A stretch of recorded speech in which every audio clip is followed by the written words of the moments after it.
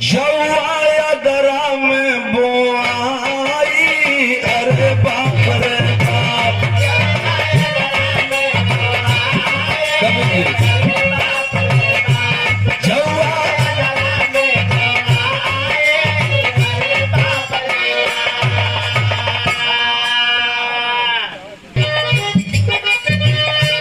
जवाया दरा में,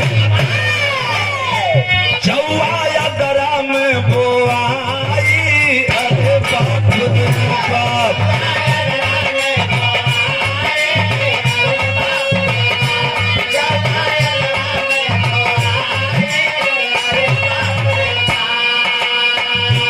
जवाया दरा में बोआई, अरे बाप रे बाप।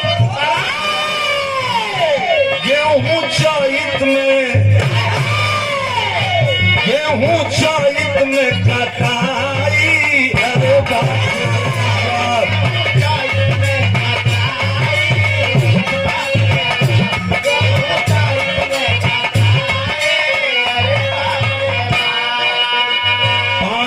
किसकी है? जिसकी भजन जगत गुरु परम पिता परमेश्वर ने भी किया है। कवियों ने कहा गुरु गोविंद दो खड़े काके लागू पाए, बलिहारी गुरु आपने गोविंदियो बताए। कबीर दास जी लिखते हैं कि कबीरा हर के रूठते गुरु के सरने जाए, कह कबीर गुरु रूठते फिर हरि नहीं होत सहाय। लिए श्रोता बंधु दो लाइन हम कहब।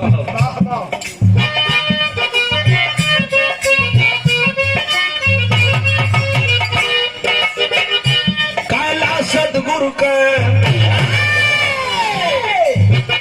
कैला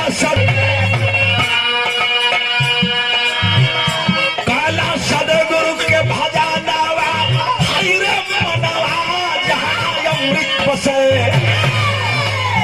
जहाँ अमृत बस चराना,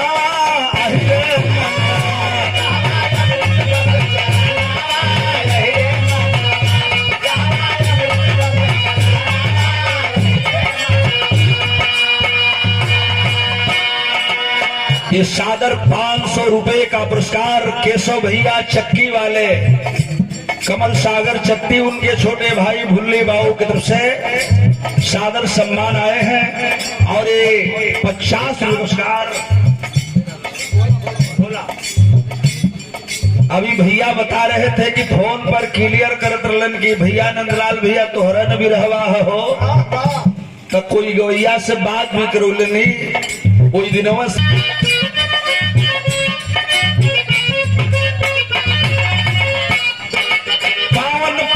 पंकज मोहे प्रेम पीस पगधारा,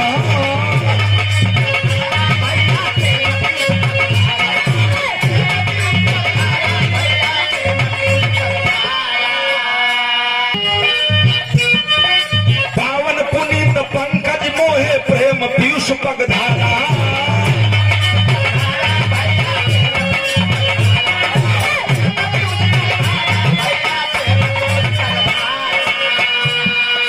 सागर सलिल सुधारस बरसा,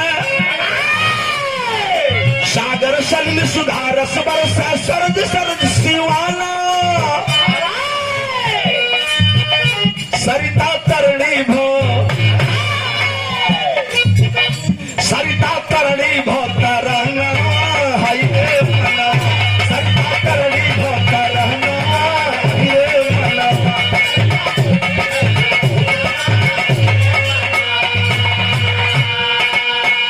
सरोज सतजल नीरज सारंग शब्द सुहाना,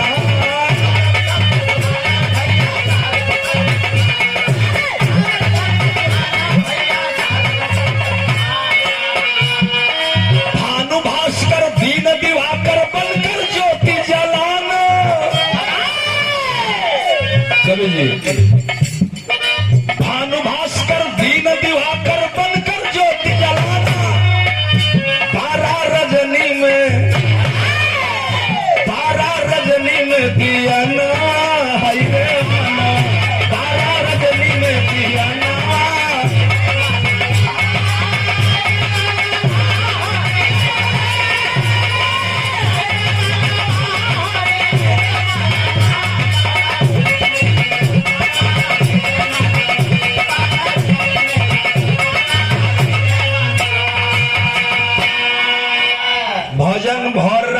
भजन न रही, इसलिए भजन की आखिरी लाइन कहते हुए बालक अपने वंदना की आखिरी कड़ी कह रहा है, गुरु घराने का परिचय दे रहा है। और लाइन कितनी सुंदर है।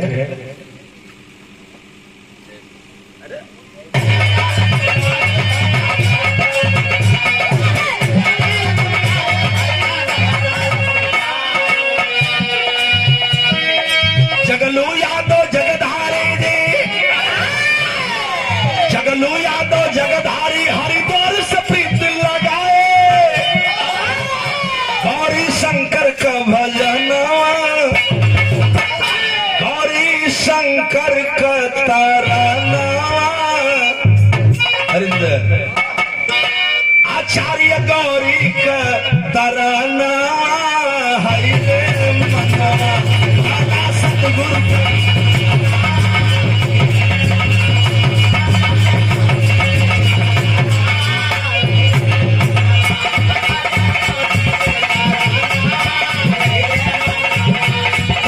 सतगुरु के चराना, जहाँ अमृत बस चराना।